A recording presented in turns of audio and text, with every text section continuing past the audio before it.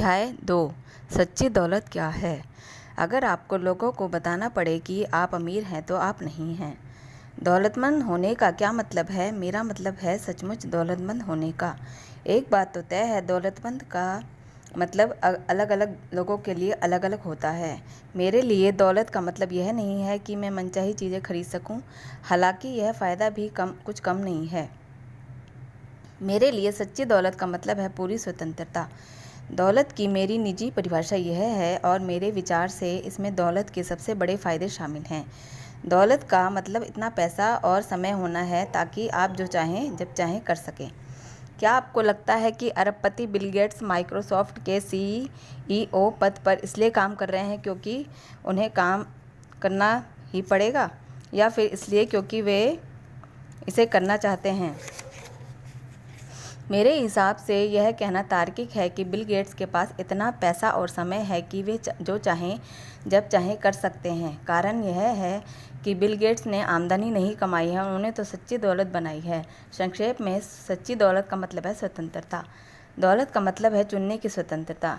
चक Finney भी आर्थिक दृष्टि से बिल गेट्स के समूह में ही हैं, इसलिए दुनिया भर के हवाई अड्डों में सैकड़ों ड्यूटी फ्री दुकानों के संस्थापक फिनी के पास अरबों डॉलर की संपत्ति है, या ज़्यादा सटीकता से कहें तो उनके पास अरबों डॉलर की संपत्ति थी।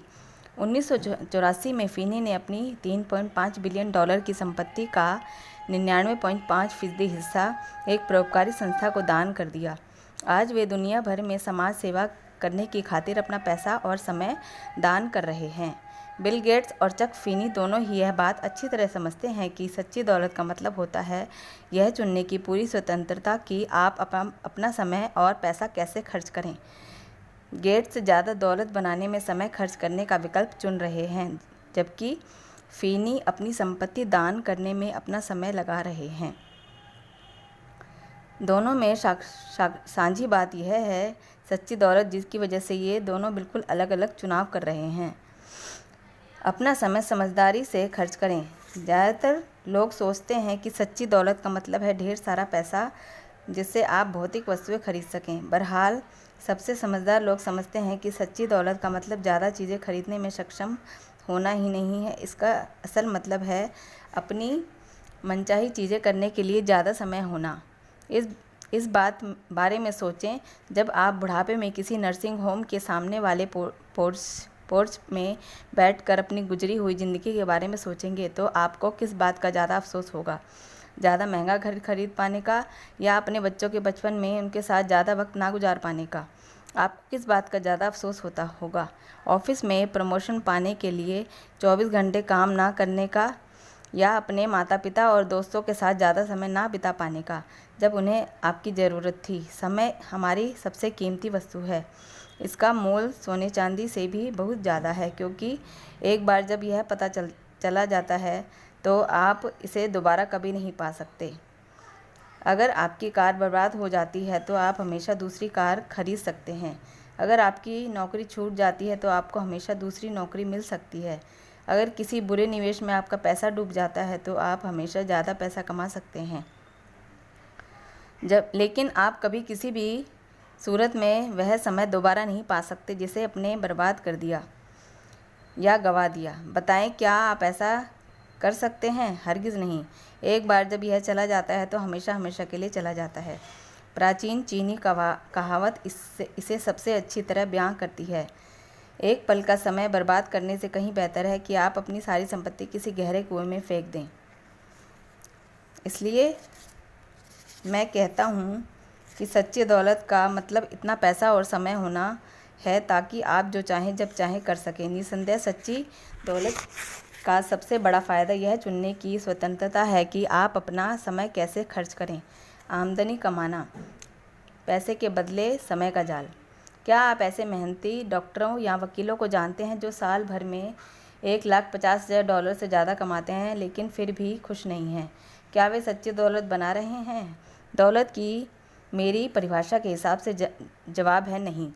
इसका कारण यह है कि हालांकि कई ऊंची आमदनी वाले प्रोफेशनल के पास अपनी मनचाही चीज़ खरीदने और करने के लिए पैसा होता है, लेकिन उनमें से ज़्यादातर के पास समय नहीं होता।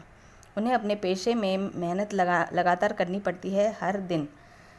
दरअसल उन्हें अपनी जीवन शैली को बरकरार रखने के लिए ज़्यादा आमदनी की ज़रूरत होती है, जिसके लिए काम करना उनकी मजबूरी है। जो लोग अपने काम धंधे के जाल में फंसे हैं, वे दरअसल दौलत नहीं बना रहे हैं, बल्कि आमदनी कमाने की अंतहीन चक्र में फंसे हैं। इससे कोई फ़र्क नहीं पड़ता कि उनकी आमदनी कितनी कम है या ज़्यादा है। आमदनी कमाने का जाल कुछ इस तरह का होता है कि आप अपना समय देकर उसके बदले में डॉलर कमाते हैं। इसका मतलब है कि आपके पैसे तब तक नहीं मिलते हैं जब तक आप खुद काम न करें। चाहे कचरा उठाने वाला हो या $60 प्रति घंटे की न्यूनतम दर से कमाई करता है, या हृदय रोग विशेषज्ञ हो जो $5000 प्रति घंटे कमाता है, वह समय की एक इकाई के बदले में डॉलरों की एक इकाई पा रहा है। आमदनी कमाने वाले सिस्टम में 10 घंटों के काम के बदले में 10 घंटों की तनख्वाह मिलती है। दुर्भाग्य से आमदनी कमाने की चक्की अंतहीन है, जिसे लगातार पीसना पड़ता है। इसलिए मैं आमदनी कमाने को पैसे के बदले समय का जाल कहता हूँ। सबसे बड़ी बात यह है कि जब चक्की रुक जाती है तो आमदनी भी रुक जाती है। इसका मतलब है कि जो कर्मचारी बीमार हो जाते हैं या घायल हो जाते हैं या लंबे समय तक छंटनी के शिकार हो जाते हैं या बर्नआउट से पीड़ित हो जाते हैं, उनकी आमदनी शून्य हो जाती है। जब खर्च आमदनी के बराबर होते हैं। आप अमीर प्रोफेशनल पर एक नज़र डाल कर देखें। हम उसे जॉन स्मिथ MD का नाम देते हैं, जिसकी आमदनी $2,50,000 है, लेकिन हर लिहाज से $2,50,000 की सालाना आमदनी काफ़ी ज़्यादा होती है। लेकिन जब ऊंचे भुगतान वाले प्रोफेशनल अपनी जीवन शैली को बरकरार रखने के लिए अपनी आमदनी पर निर्भर हो जाते हैं, तो वे अनजाने में ही पैसे के बदले समय के जाल में फंस जाते हैं। $2,50,000 सालाना आमदनी वाले प्रोफेशनल का आम मासिक खर्च। कुल आमदनी $2,50,000, 33% टैक्स $82,500, शुद्ध सालाना आमदनी $1,67,500, मासिक आमदनी $14,000। मासिक खर्च 2 आलीशान कारों के कर्ज की किस्त $1,000, झील के सामने वाले बंगले के कर्ज की किस्त $4,000, बीमा, जीवन बीमा, स्वास्थ्य बीमा, कार बीमा $1,500, प्राइवेट स्कूल में पढ़ने वाले 2 बच्चों का खर्च $1,500, बाहर खाना, मनोरंजन, सीजन टिकट्स $2,000, हर साल परिवार के साथ 2 वेकेशंस $1,500, कपड़े, आभूषण, फर्नीचर $500, चर्च परोपकार $500, कंट्री क्लब की फ़ीस $500, बचत $1,000। कुल मासिक खर्च $14,000, मासिक आमदनी $14,000, शेष राशि $0। अल्पकालीन आमदनी का गुलाम। जैसा आप देख सकते हैं कि डॉक्टर स्मिथ बेहतरीन जीवन शैली जीते हैं। हम सभी इतने मालदार बनना चाहेंगे कि बेहतरीन कंट्री क्लब की सदस्यता हासिल कर सकें, कोलोराडो में महंगी स्की वैकेशंस का आनंद लें, या फिर कैरिबियन की सुखद क्रूज पर जाएं। यकीनन डॉक्टर स्मिथ की जीवन शैली ऐसी है कि जिसके हम में से ज़्यादातर लोग सिर्फ सपने देखते हैं, लेकिन वे अपना उस जीवन शैली की बड़ी भारी कीमत चुका रहे हैं। उन्होंने इसकी खातिर अपनी स्वतंत्रता गिरवी रख दी है। मुझे उम्मीद है कि आप समझ गए होंगे कि डॉक्टर स्मिथ के पास अल्पकालीन आमदनी तो है, लेकिन उसके पास अपनी मनमर्जी से आने जाने की स्वतंत्रता नहीं है। वे अपनी नौकरी की जंजीर से बंधे हैं, क्योंकि वे अपनी जीवन शैली का गुलाम बन चुके हैं। डॉक्टर स्मिथ को हर दिन ऑफिस जाना पड़ता है, चाहे उनका मन हो या ना हो। डॉक्टर स्मिथ नहीं जाएंगे तो उन्हें पैसे नहीं मिलेंगे, और अगर डॉक्टर स्मिथ को पैसे नहीं मिलेंगे तो घर की किस्त का या कार लोन की किस्त या क्रेडिट कार्ड के बिल्स या प्राइवेट स्कूल की फ़ीस भी नहीं पट पाएगी। कोई हैरानी नहीं है कि इतने सारे प्रोफेशनल असमय ही हार्ट अटैक का शिकार हो जाते हैं, एक दुर्घटना जो होने का इंतज़ार कर रही है। ज़रा सोचिए, ऊंची तनख्वाह वाले डॉक्टर की क्या हालत होगी अगर उसके हाथों में आर्थराइटिस को हो जाए और काम छूटने के वजह से वह आमदनी ना कमा पाए। अब असल मुद्दे की बात पर आते हैं। आप बताएं, आप कहाँ होंगे अगर आप काम छूटने की वजह से आमदनी ना कमा पाए? ज़्यादातर लोगों के लिए बहुत बुरा सपना होता है। आमदनी कमाने के साथ यही समस्या है, यह अल्पकालीन होती है। अगर आप काम करना छोड़ देते हैं तो आमदनी भी छूट जाती है, और अगर नौकरी या पेशे के अलावा आपको कहीं से भी आमदनी नहीं होती तो आप तबाही की ओर बढ़ जाते हैं। बिजनेस वीक मैगजीन के अनुसार आम कर्मचारी को मकान खरीदने, छोटी छोटी बचत करने और रिटायरमेंट के लाभ इकट्ठे करने में आधी ज़िंदगी लग जाती है। यह सब गंवाने के लिए सिर्फ 6 महीने की बेरोजगारी ही काफ़ी होती है। भयावह है नहीं क्या?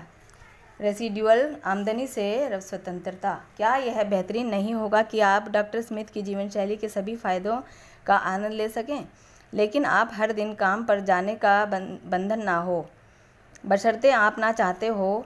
यह तो सबसे बड़े सपने के सच होने जैसा लगता होगा, है ना?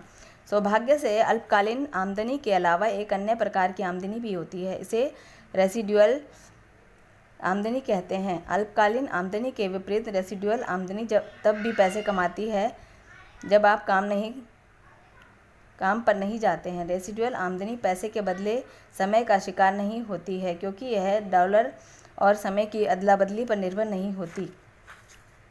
रेसिडुअल आमदनी कैसे कमाई जाती है, इसके लिए हम एक और काल्पनिक प्रोफेशनल पर नज़र डालते हैं। हम उन्हें जॉन्स सीपीए नाम देते हैं। डॉक्टर स्मिथ की तरह ही मिस्टर जॉन्स की प्रैक्टिस भी जमकर चलती है, लेकिन डॉक्टर स्मिथ के विपरीत मिस्टर जॉन्स रेसिडुअल आमदनी की शक्ति से पूरी तरह वाकिफ़ थे।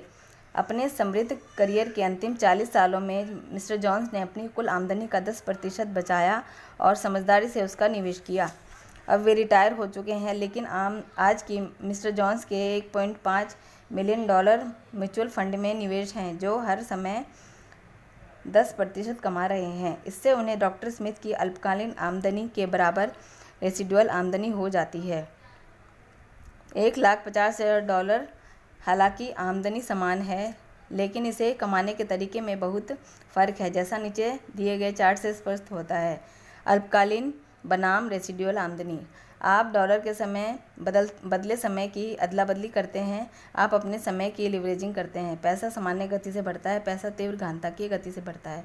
अगर आप विकलांग हो जाएं तो आमदनी बंद हो जाती है। आमदनी अनंत काल तक जारी रहती है। आप सच्ची दौलत नहीं बना रहे हैं, आप सच्ची दौलत बना रहे हैं। समय आपके काबू में नहीं है, समय की पूरी स्वतंत्रता। आप बस घिसट कर चल रहे हैं, आप तेज़ी से आगे बढ़ रहे हैं। काम बंद तो आमदनी बंद। आमदनी लगातार आती रहती है। अब मैं आपसे पूछता हूँ कि आप कौन सी आमदनी पाना चाहेंगे, अल्पकालीन आमदनी या फिर रेसिडुअल आमदनी? जवाब स्पष्ट है, सच्ची दौलत बनाना। दौलत बनाना आमदनी कमाने के विपरीत है। यह पैसे के बदले समय के जाल से भिन्न है। इसकी वजह है लिवरेज नामक अवधारणा। सच्ची दौलत बनाने का इकलौता तरीका है अपने समय, पैसे और प्रयासों की लिवरेजिंग करना, ताकि 10 घंटे के काम के बदले में 100 घंटे, यहाँ तक कि 1000 घंटे का भुगतान मिले। आपने देखा, अमीर लोग ज़्यादा अमीर इसलिए बनते हैं क्योंकि वे अपने पैसे को लंबे समय तक निवेश करके लिवरेजिंग का फ़ायदा उठाते हैं। जैसे मैंने अपनी दूसरी पुस्तक you can't still second with your foot on first में बताया है। आम मिलेनियर बरसों तक अपनी 20% आमदनी बचाकर और समझदारी से उसका निवेश करके अपनी दौलत कमाता है। अमीर लोग इसी तरह अमीर बनते हैं और बने रहते हैं, लंबे समय तक निवेश करके अपने पैसे से अपने लिए काम करवाकर। आमदनी कमाने और दौलत बनाने में क्या बड़ा फ़र्क होता है? आमदनी बनाना अल्पकालीन है, आपको काम करना पड़ता है क्योंकि काम तो बंद, आमदनी बंद। दौलत बनाना स्थायी है, आप पैसे के बदले समय के जाल से बच जाते हैं क्योंकि आप अपने पैसे और समय दोनों से अपने लिए काम करवाते हैं। अपने समय की लिवरेजिंग करना। देखिए, मैं समझता हूँ कि बहुत कम लोगों के पास मिस्टर जॉन्स जितना पैसा आता है, या वे इतने अनुशासित होते हैं कि जिससे वे अपनी मासिक बचत की लिवरेजिंग करके $1.5 मिलियन बना सकें। सौभाग्य से पैसे की लिवरेजिंग ही सच्ची दौलत बनाने का एकमात्र अचूक और सच्चा तरीका नहीं है। सच्ची दौलत बनाने का दूसरा तरीका अपने समय की लिवरेजिंग करना है। इसका मतलब है समय बर्बाद करने के बजाय इसका निवेश करना। पुरानी कहावत है, समय ही धन है, लेकिन लिवरेजिंग की शक्ति की वजह से आज यह कहावत पहले से ज़्यादा सच है। एक बात तो तय है, हम सभी के पास एक बराबर पैसा नहीं है, लेकिन यह बात भी उतनी ही तय है, हम सभी के साथ एक बराबर समय है। देखिए, एक बात अच्छी तरह समझ लें कि यह पुस्तक दौलत बनाने के लिए आपसे पैसों का निवेश करने के बारे में नहीं कहती है। यह तो दौलत बनाने के लिए आपके समय का निवेश करने के बारे में कहती है। कारण स्पष्ट है, सही तरह से लगाया गया समय पैसे जितना ही मूल्यवान होता है।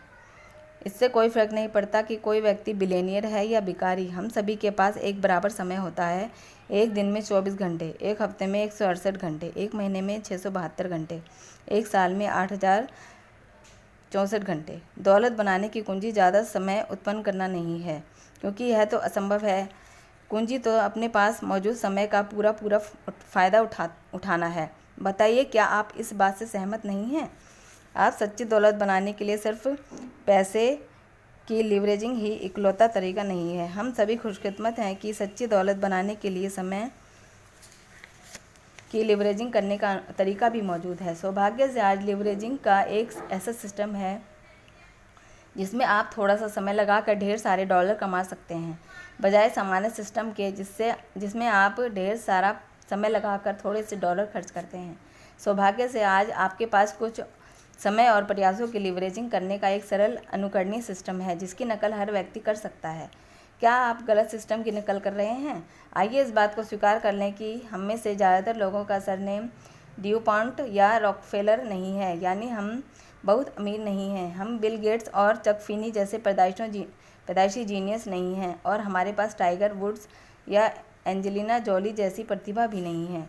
अक्सर हम यह मान लेते हैं कि ज़िंदगी की लॉटरी जीतने से ही दौलत बन सकती है, या सिर्फ बेहद गुणी लोगों के लिए संभव है, या बहुत खुशकिस्मत लोगों के लिए, लेकिन यह यकीनन आपके और मेरे जैसे आम लोगों के लिए संभव नहीं है। यह बकवास है। हम इस सीमित सोच से कतई सहमत नहीं होना चाहिए। यह कूड़ा चिंतन है, और इससे हमें इस तरह के नकारात्मक विचारों को कूड़ेदान में फेंक देना चाहिए फ़ौरन। हकीकत तो यह है कि ज़्यादातर लोग यह मान लेते हैं कि वे दौलत नहीं बना सकते, जबकि दरअसल वे बना सकते हैं। क्यों? ज़्यादातर लोगों के दौलतमंद ना बन पाने का असल कारण यह है कि उन्हें कभी दौलत बनाने वाले ऐसे सिस्टम की जानकारी नहीं मिली जिसकी वे नकल कर सकें। दूसरे शब्दों में, हम में से ज़्यादा ने गलत योजना की नकल कर ली है, चूँकि हमें दौलत बनाने वाली योजना की जानकारी ही नहीं है जिसकी हम नकल कर सकें। इसलिए हम उस चीज़ की नकल कर लेते हैं जिसे हमारी जान पहचान का हर व्यक्ति कर रहा है, यानी हम नौकरी करने लगते हैं। हम वही करते हैं जो ज़्यादातर लोग करते हैं, और परिणामस्वरूप हमें वही मिलता है जो ज़्यादातर लोगों को मिलता है। नौकरी बुरी नहीं होती। मेहरबानी करके यह समझ लें कि मैं नौकरियों को बुरा नहीं कह रहा हूँ, मैं तो नौकरी से मिलने वाले परिणामों को बुरा कह रहा हूँ। अगर नौकरी करने से सच्ची दौलत बनती होती तो मैं सबसे पहले आपको नौकरी की राह पर चलने की सलाह देता, लेकिन ऐसा नहीं होता है। यही इसकी कठोर कटु सच्चाई है। सामान्य वृद्धि के बजाय तीव्र घातकीय वृद्धि की नकल करें। सच्चाई यह है कि आप आमदनी कमाने वाले सिस्टम की नकल करके कभी सच्ची दौलत नहीं बना पाएंगे, क्योंकि यह सामान्य वृद्धि पर आधारित है। सच्ची दौलत बनाने का सिस्टम लिवरेज ग्रोथ का आधारित होता है। अगले अध्याय में हम सामान्य वृद्धि की सीमाओं को गौर से देखेंगे। हम इस बारे में भी बातचीत करेंगे कि अगर हम सच्ची दौलत बनाकर पूरी तरह स्वतंत्र होने के बारे में सचमुच गंभीर हैं, तो हमें लेवरेज वाले सिस्टम की नकल करने की ज़रूरत क्यों है।